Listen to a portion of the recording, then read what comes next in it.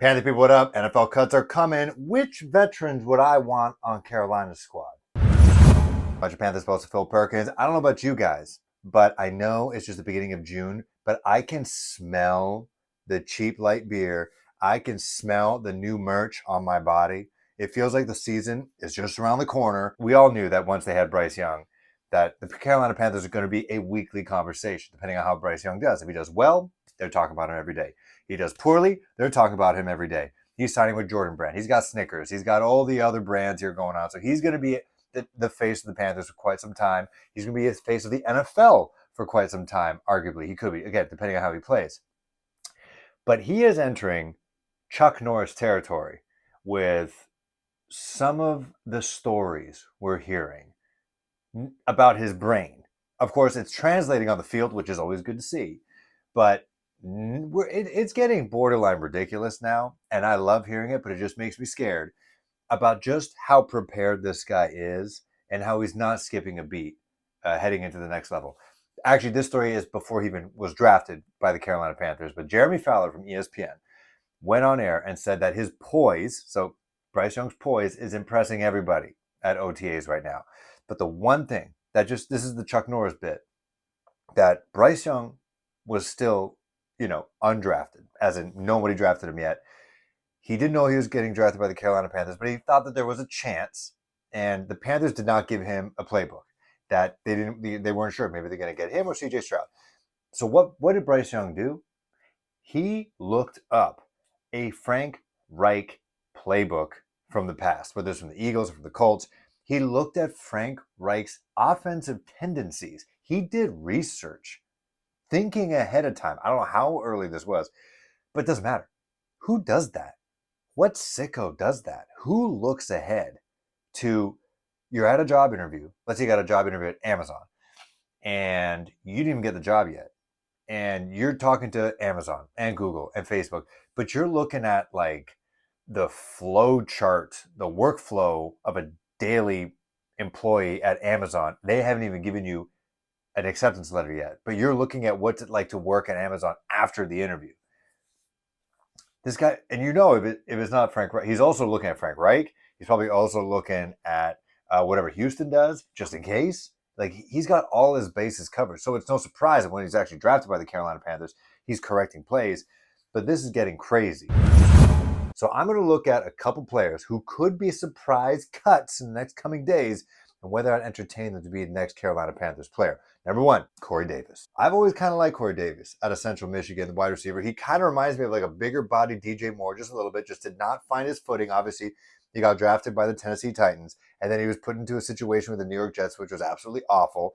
And so I wonder that if he is a surprise cut with the New York Jets, because Aaron Rodgers is in town, and he's got all his buddies from Green Bay, you got Adam Lazard, and you got Cobbs, and you got everybody there. And obviously they got their other wide receivers as well that probably supersede Corey Davis. He could be a casualty. So I would think if DeAndre Hopkins wasn't signing with the Carolina Panthers, would I take a flyer on a cheaper deal, on a prove-it deal for someone like Corey Davis and just bolster the wide receiver room even more? I mean, hell yeah. Hunter Henry, tight end, New England Patriots. Would I touch that?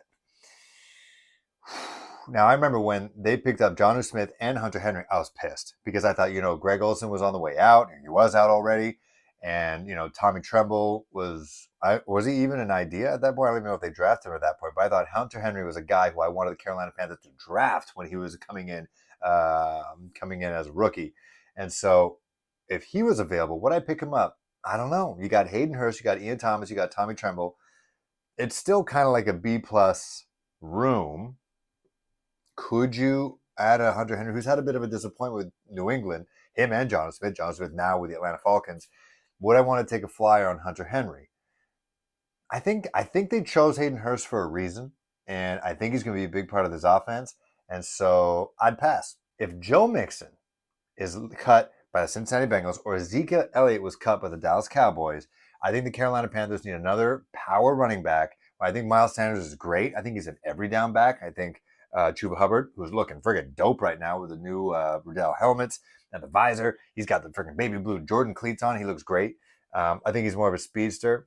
And I think the other guys in the running back room are kind of scat backs. We need a power back. We got to recreate the Deontay Foreman type situation late in the fourth quarter. Do you want to mess with him?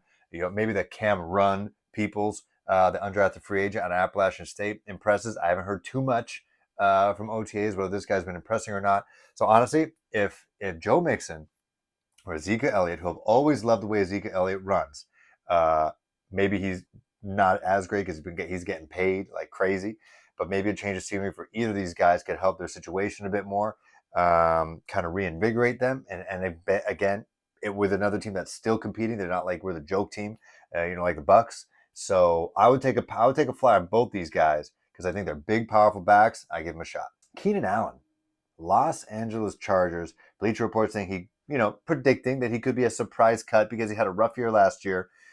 But would you take a flyer on a veteran wide receiver like that who's been excelling so well in the NFL, has had a great career? I mean, no, I don't think I would. I honestly don't think I would because I think he doesn't add anything different because you got Adam Thielen, possession guy. You got Mingo, who's the rookie, fire starter. You got Terrace Marshall, who's that big body wide receiver as well, kind of like Keenan Allen. You got the burner in DJ Chark, and you got Damiere Byrd, who's kind of like the short burner possession guy. He's kind of like the a mix of everybody. And then you got Shi Smith, who I don't think is going to make the team, but I don't think I would. Another guy I think the Carolina Panthers should pick up if he is surprisingly cut is linebacker from the Baltimore Ravens, Patrick Queen. The fact that they drafted him, and I think it was one of those like the rich just get richer drafts. I forget who they drafted before that, but they drafted him out of LSU, and I think he's a stud. I thought he was a guy who could potentially get drafted by Carolina and replace a guy like Shaq because he's like that tweener. He's athletic. I think he's a leader. If the Carolina Panthers somehow get Patrick Queen and have him learn from Shaq, who's going to end his career with Carolina as be one of the better, Carolina Panthers players, most understated, better Carolina Panthers players ever. Him, Frankie Louvu, and then Brandon Smith have all these guys all kind of working together. I think Patrick Queen could be a serious contender to be a future captain of the Carolina Panthers if they pick him up. Jacksonville Jaguars, Shaquille Griffin. I think, again, another cornerback, another veteran cornerback. He has ties with Scott Fitter with his time with the Seattle Seahawks. I could totally see him if he does get cut. He's a cap casualty for the Jacksonville Jaguars, who's kind of going a different direction. He was brought in there before what's happening now with Doug Peterson and everybody in their ascendance in the AFC South. If Shaq Griffin gets cut, bring him to the Carolina Panthers. He was a guy who I thought they were going to pick up eventually, ended up going to Jax.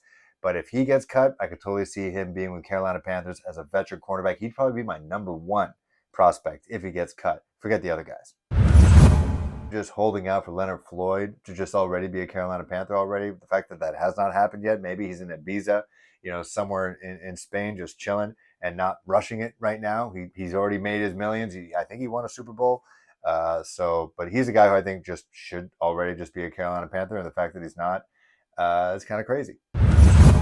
Those are just some of the players who I think should be Carolina Panthers, or Scott Fitter should at least get in on that deal if they are a surprising after June 1st cut. Let me know what you think in the comments below. Also, how you feel about the offseason. You feel like very optimistic, cautiously optimistic, scared? Or do you think they made an absolutely huge mistake and you saw that video of Anthony Richardson running around throwing darts to nets and you feel like the Panthers are screwed for the next decade? Let me know in the comment below. Also, like, subscribe, spread the word. See you guys soon.